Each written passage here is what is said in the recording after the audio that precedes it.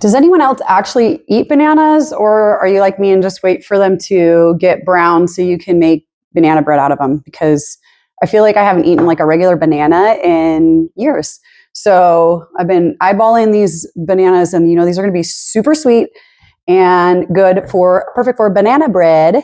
So my goal for this week was I wanted to do a sourdough discard recipe every day. But I woke up this morning and I had to feed my starter, and then I forgot.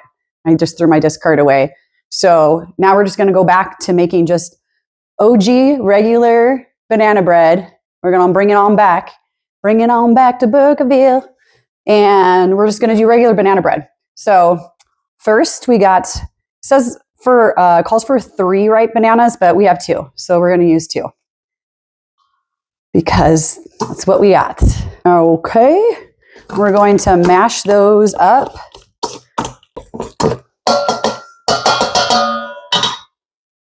I just do a rough mash like this. I don't like to overly mash the bananas. I want to go like crazy on them. Okay, so this recipe calls for a 1/2 cup of unsalted butter, but I like to use Greek yogurt instead because I try to be healthy. So calls for a 1/2 cup. Oftentimes, if you use Greek yogurt in the replacement of butter, it makes it like the moisture content a little bit higher. So I kind of do a little bit less of Greek yogurt of however much butter it calls for. So it calls for a 1/2 cup. I'll just going to do like a hair under a 1/2 cup. Okay.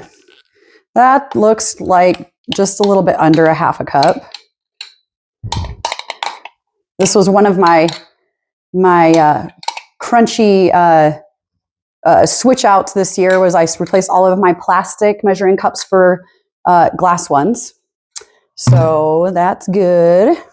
And then I'm going to do 2 eggs in here. Oh my gosh. So I just went to get my 2 eggs out of the fridge because you'd think I'd like set everything up beforehand. But I didn't. And I only had 1 egg in there. And I was like, oh, great. I do that all the time when I go to bake. I don't check first. And then I start making this stuff. And then I'm like, oh, great. It happened yesterday. And I was out of sugar. Chaotic baking is what we call it here.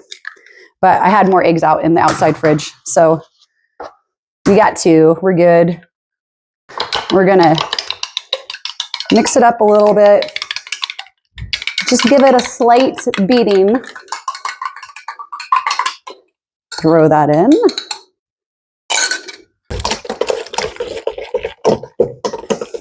Okay, just kind of rough mixing that together, not mixing it too much.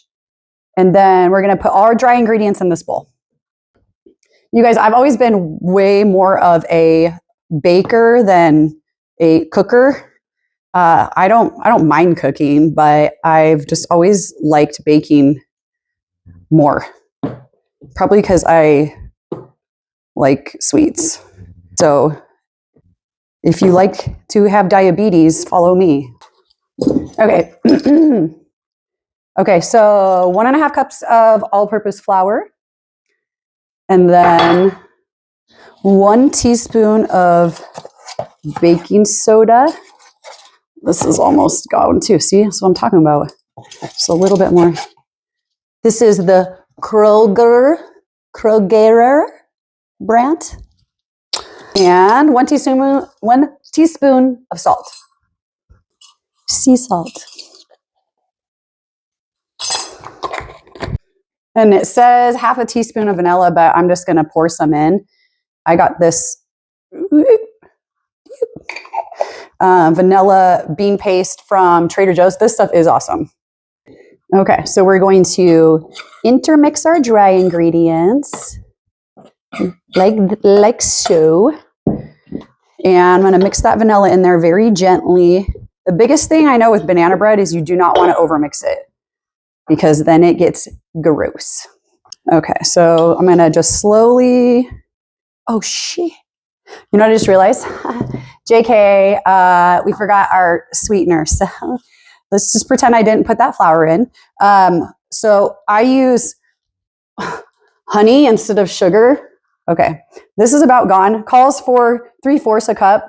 That's definitely not 3/4 of a cup. So I'm probably going to use the rest of this honey, and then I'll still probably add a little bit of white sugar in, just because, like I said, I like sugar. So I don't want it to be, I want it still taste somewhat sweet.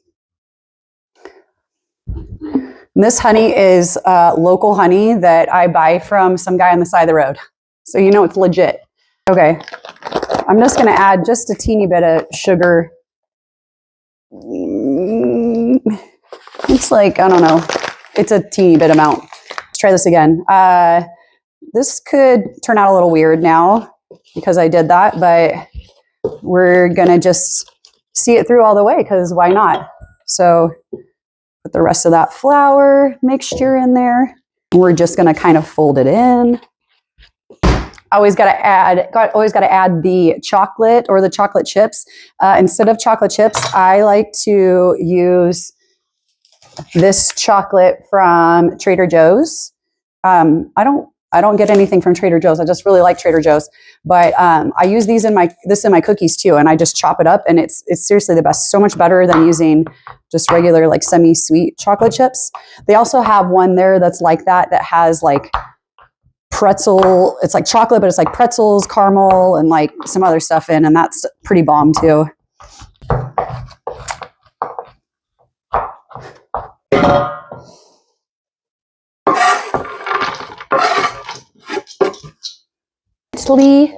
Fold the chocolate in there.